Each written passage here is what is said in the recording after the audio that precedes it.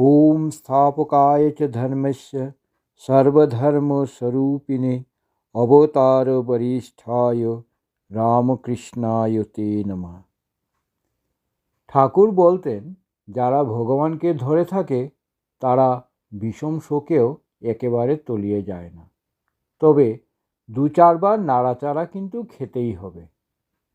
শ্রীরামকৃষ্ণ পরমহংসদেবের এই অমর বাণীটি মানব জীবনের এক পরম মনস্তাত্ত্বিক ও আধ্যাত্মিক সত্যকে প্রকাশ করে। শ্রীমকথিত শ্রী শ্রী রামকৃষ্ণ কথামৃত গ্রন্থে ঠাকুরের এই ধরনের বহু উপদেশ সংকলিত রয়েছে, যা মানুষের বাস্তব জীবনের টানাপোড়েনে এবং ঈশ্বরের প্রতি বিশ্বাসের গভীর সম্পর্ককে ব্যাখ্যা করে। ঠাকুর শ্রীরামকৃষ্ণ বাস্তববাদী সাধক ছিলেন। তিনি জানতেন যে রক্তমাংসের শরীরে এই সংসারে বাস করতে গেলে দুঃখ, শোক, রোগ এবং অশান্তি অবশ্যই আসবে। এখানে তলিয়ে না যাওয়ার অর্থ হল, যিনি ঈশ্বরকে আন্তরিকভাবে বিশ্বাস করেন বা ধরে থাকেন, তিনি জীবনের তীব্র ঝড়ে বা বিষম শোকেও সম্পূর্ণ ভেঙে পড়েন না। তার অন্তরে একটি সুপ্ত শক্তির আধার থাকে, যা তাকে চরম হতাশায় ডুবে যাওয়া, যেমন আত্মহনন বা মানসিক ভারসাম্য হারানো থেকে রক্ষা করে। আর দু চারবার নাড়াচাড়া খাওয়ার অর্থ হল, ঈশ্বরভক্ত হলেই যে জীবনে কোনো দুঃখ আসবে না, ঠাকুর এই অলৌকিক বা অবাস্তব সান্ত্বনা দেননি। প্রকৃতির নিয়ম অনুযায়ী শারীরিক ও জাগতিক কষ্ট আসবেই। ভক্তকেও সেই ধাক্কা বা নাড়াচাড়া সাময়িকভাবে সহ্য করতে হবে। আধুনিক মনস্তত্ত্ব এবং রেজিলিয়েন্স বা মানসিক স্থিতিস্থাপকতা, এই তত্ত্ব ঠাকুরের এই বাণীর সাথে কিন্তু হুবহু মিলে যায়। মনস্তাত্ত্বিক গবেষণায় দেখা গেছে যে যাদের তীব্র আধ্যাত্মিক বিশ্বাস থাকে, ট্রমা বা শোকের সময় তাদের মস্তিষ্ক পরিস্থিতিকে দ্রুত গ্রহণ করতে পারে। ঈশ্বরকে ধরে রাখা মানে মনের একটি শক্ত খুঁটি থাকা। মানুষ যখন একটানা সুখে থাকে, তখন তার মন একঘেয়ে এবং অসচেতন হয়ে পড়ে।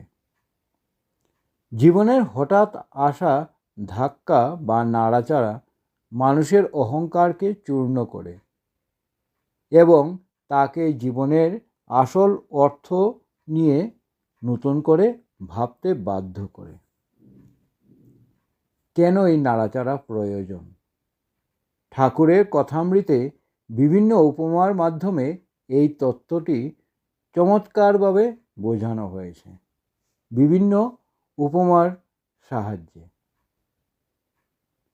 নৌকা ও জলের উপমা।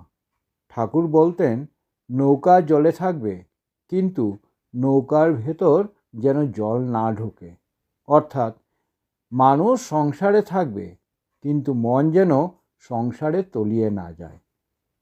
সংসারের অশান্তি ও ঘাত প্রতিঘাত মানুষকে মনে করিয়ে দেয় যে এই পৃথিবী স্থায়ী নয়। সোনার খাদ বের করা।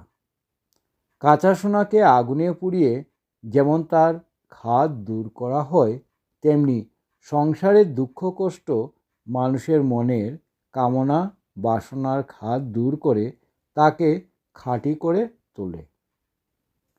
ঈশ্বরের শরণাগতি।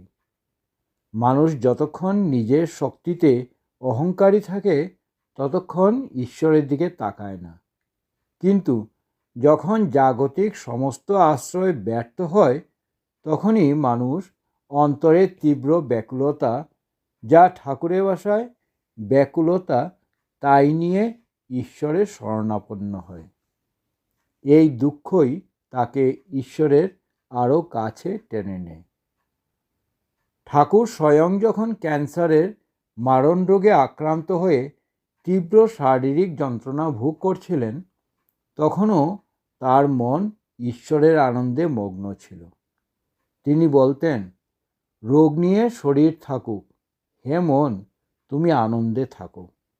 অর্থাৎ নাড়াচাড়া শরীর ও মনের উপরিভাগে লেগেছিল, কিন্তু তার আত্মা পরমেশ্বরে স্থির ছিল। ঠাকুরের এই বাণী আমাদের শেখায় যে জীবনের প্রতিকূল সময়ে ভেঙে না পড়ে সেটিকে একটি পরীক্ষা বা মনকে সজাগ করার মাধ্যম হিসেবে দেখা উচিত।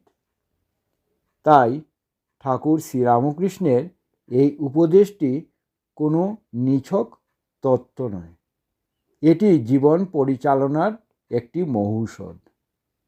সংসারে অশান্তি বা দুঃখ আসলে তা দেখে বিচলিত না হয়ে সেটিকে ঈশ্বরের দেওয়া একটি সজাগ বার্তা হিসেবে গ্রহণ করাই হলো প্রকৃত ভক্তের লক্ষণ।